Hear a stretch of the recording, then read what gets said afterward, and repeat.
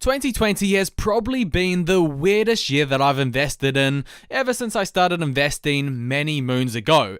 Now, I gotta say, I feel sorry for those new investors out there who are just getting into the stock market, because it's very hard to navigate these dodgy waters if you do not know what you are doing. But that's the reason why I'm making this video. I want to provide a framework that is going to help you steer through these, let's just say, interesting times and not get burnt.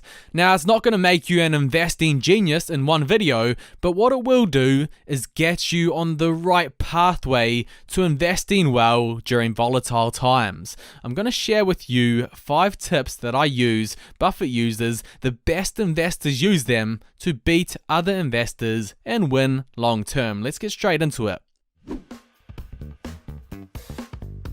One of the things that is going to be separating the average investors from the quality investors during these times is those who can handle emotions. Okay, here's an analogy. Jordan Peterson advises that we be the reliable ones at a relative's funeral. It's important that we take that advice further and we relate it to investing, particularly investing in and after a market crash.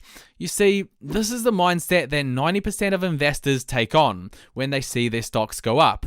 They feel very happy. They go tell their friends at the bar how much money they've made. They check their stocks weekly, if not daily. Their emotions are all caught up in the ups and downs of the stock market.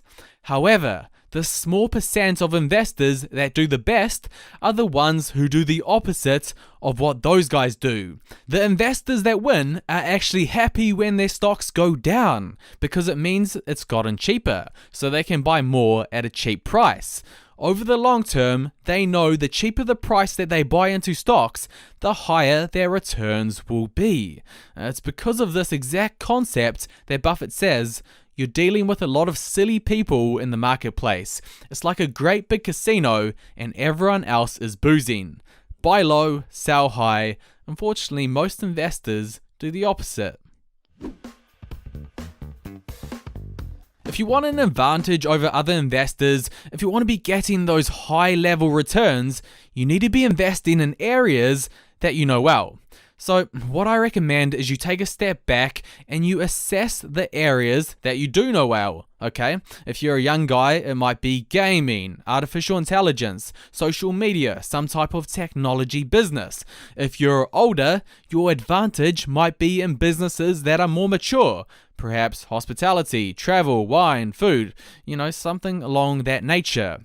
Buffett, he only sticks to those more mature business models that he knows well, the likes of See's Candy, which sells sweet products. That business model has been around for ages and Buffett understands it. Or the likes of insurance, which Buffett put many hours into getting his head around.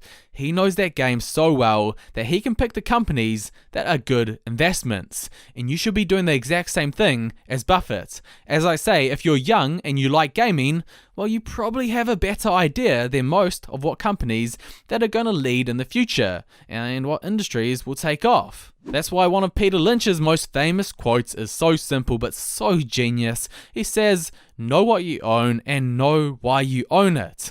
You see, most investors, they want to make money in every industry. They want to talk at the bar to their friends about all of the companies that they own. But rarely do they stick to the industries that they know well. Rarely do they understand exactly what it is they own and why they own it. That's why you shouldn't be like most investors. If I just got a random person who'd never played poker before and I said, do you want to join me and my friends for a game of poker? We'll each put in $500. That person will be stupid if he said yes to the game, because he'd never played before and he was going to get creamed and lose money. And if we take that and apply it to the stock market, you would be amazed at how many beginner investors don't actually know the basics to making an investment. And what inevitably happens is they get creamed after 1, 2, or 3 years. If you're new to this game of investing in the stock market, particularly in these risky times, 2020, here's some basics you need to know. Okay, the PE ratio, one of the most important metrics to know. Basically, it measures how much you pay for a stock relative to how much it's bringing in. Another thing, return on equity, a great metric for measuring how efficient a business is at generating profits. Do you know about stock market orders? What a limit order is, a market order, a stop limit order. You need to know these things before investing. How is your understanding with a range of different fundamental strategies that you can use? AKA Warren Buffett's strategy of value investing. Buying at a price below intrinsic value. Do you know about the dividend aristocrat strategy? A group of stocks that you can dollar cost average into and beat the market long term, at least according to history. It's important that you get your head around these fundamental strategies, these little tactics that you can use, get your head around the PE ratios before you become an investor. This is one of the simplest rules to investing, but one of the hardest rules to follow. Most investors, they are obsessed with the day-to-day, week-to-week news of the stock market. The thing is, you get some type of dopamine hit every time you receive a piece of news. This leaves 90% of investors hooked on the short-term going-ons of the stock market. Now, I wouldn't have a problem with this, but it does have a negative effect on the way you invest and ultimately your investing returns. One of the problems of looking at the very short term is you don't notice the long-term patterns that you are going through. If you look at a week or even a month in the stock market, these are normally tiny dots of a longer-term pattern that is happening. So as an investor, if you are attached to the short term, you're going to make decisions based around that, and overall it leads to worse investing returns. This is why Buffett says only buy something that you'd be perfectly happy to hold if the market shut down for 10 years. Don't worry about the everyday news, and don't worry about the minutiae. Now, the next thing that you really want to be getting your head around is market cycles, especially in 2020 when we're in the later stages of the cycle.